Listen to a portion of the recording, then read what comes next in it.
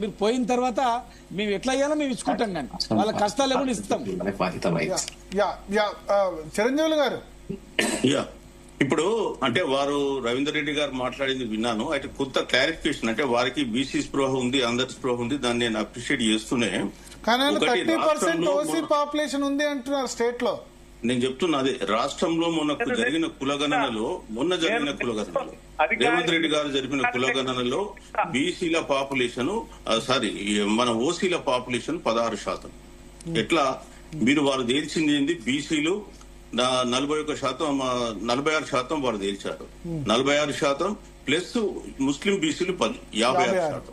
56 తర్వాత ఎస్సీలు 18, ఎస్టీలు 10. 56 ప్లస్ 28 ఎంత అయింది? దాదాపు 84 అయింది. పోతే -100 16. కాబట్టి చిరంజీవి గారు ఎస్కే సర్వే చెప్పండి, అది కూడా చెప్పండి. చెప్తున్నా. ఇప్పుడు దాని ప్రకారం ఏం జరిగింది? ఓసీలు 16%. అదే మనము సమగ్ర కుటుంబ సర్వేకు వెళ్తే బీసీ పాపులేషన్ 51, ముస్లిం బీసీలు 10, 61%. 61% ప్లస్ ఇది ఎస్సీలు 18, ఎస్టీలు 10, 61, 28 కలిపితే 89. అంటే 100 - 89 అంటే 11. ఓసీలు 11% మాత్రమే సమగ్ర కుటుంబ సర్వే. పోనీ మొన్న జరిగినటువంటి రేవంత్ రెడ్డి గారి సమగ్ర ఇంటింటికి సర్వే దాని ప్రకారం కూడా 16%. కాబట్టి రేవంత్ రెడ్డి గారు మంచిగా మాట్లాడితే మనలో కొన్ని నేనేమంటున్నా అంటే 16% ఎక్కువ లేదు, 30% అని మీరు ఎట్లా చెప్తారు? నేను చెప్పినాక 9 మళ్ళీ అడగండి. 16% మించి ఓసీ పాపులేషన్ రవీందర్ రెడ్డి గారు ఇస్తాను మీకు ఒక్క నిమిషం, మళ్ళీ అవకాశం ఇస్తాను. చిరంజీవి గారు కంప్లీట్ గా. సరే సార్, అది ఒక అంశం. రెండో అంశం గురించి కూడా ఏంటంటే, రిజర్వేషన్లు అనేది రాజ్యాంగంలో ఏమన్నారు? 15(4)(64) లో సోషల్లీ ఎడ్యుకేషనల్లీ బ్యాక్వర్డ్ క్లాసెస్ అన్నారు. ఎకనామికల్ గా ఎక్కడ లేదు. రిజర్వేషన్స్ పావర్టీ ఎలివేషన్ ప్రోగ్రామ్స్ కావు. 2. మూడవది ఏంటంటే ఒకరే వర్గం లాభపడవద్దు అన్నారు. అసలు యాక్చువల్ గా క్రీమీ లేయర్ అనేటువంటి కాన్సెప్ట్ కేంద్రంలో ఉంది, రాష్ట్రంలో కూడా పెట్టింది. ఇప్పుడు మా పిల్లలు ఉన్నారు, నేను ఐఏఎస్ ఆఫీసర్, మా పిల్లలు జాబులకు ఎలిజిబుల్ గారు కదా, క్రీమీ లేయర్ కింద వస్తారు కదా. ఇప్పుడు వారి ఎమ్మెల్యే గారు ఉన్నారు, మినిస్టర్ గారు ఉన్నారు, వారి పిల్లలు కూడా క్రీమీ లేయర్ కింద వస్తారు. పొలిటికల్ గా క్రీమీ లేయర్ ఉండదు, ఓన్లీ విద్యా ఉద్యోగాలు అంతే కదా. విద్యా ఉద్యోగాలు 100% ఉంది. కాబట్టి మరి ఇప్పుడు విద్యా ఉద్యోగాలే కదా మేజర్. అదొక అంశం మనం చెప్తున్నాను నేను. అట్లానే కేంద్రం కూడా రోహిణి కమిషన్ వేసింది. ఆ రోహిణి కమిషన్ రికమెండేషన్ లో కూడా మొన్న తేల్చినారు. వారు చెప్పినట్టు ఏంటంటే 983 కులాలు, అంటే కేంద్రంలో 2366 కులాలు ఓబీసీ లిస్ట్ లో ఉన్నాయి. అందులో 983 కులాలు ఈ రోజు కూడా కేంద్ర ప్రభుత్వంలో ఒక ఉద్యోగం సంపాదించాలి.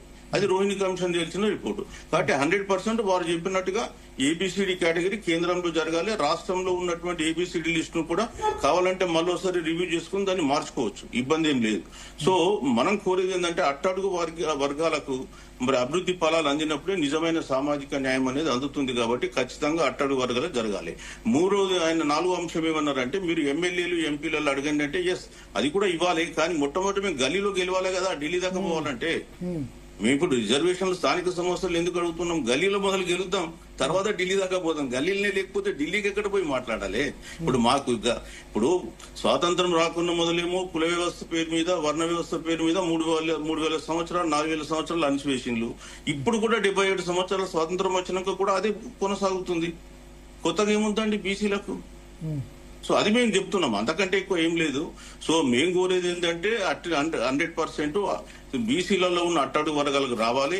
రిజర్వేషన్లు అనేది ఎకనామికల్ గా అసలు ఇవ్వడానికి రాజ్యాంగం లేదు. సరే మన 103వ రాజ్యాంగ సవరణ చేసిండ్రు, కోర్టులు కూడా ఇస్తున్న జడ్జిమెంట్ కూడా సీనియర్ జడ్జిలే విమర్శించిండ్రు. ఈ జడ్జిమెంట్ ఎట్లా వచ్చింది అనేది, ఎట్లా ఇస్తారు జడ్జిమెంట్ అని చెప్పి అక్కడ కేరళకు పోయి ఆయన సీనియర్ జడ్జి తిట్టాడు, సుప్రీంకోర్టు సీనియర్ జడ్జి తిట్టాడు. సరే ఓకే, అది పక్కన పెట్టేద్దాం, విమర్శలు ఉండొచ్చు, అదంతా వేరే విషయం. కానీ మేము కోరుకునేది ఏంటంటే మొదలు బీసీలకు మీరు ఇస్తామన్న ప్రామిస్ ఫుల్ఫిల్ చేయండి.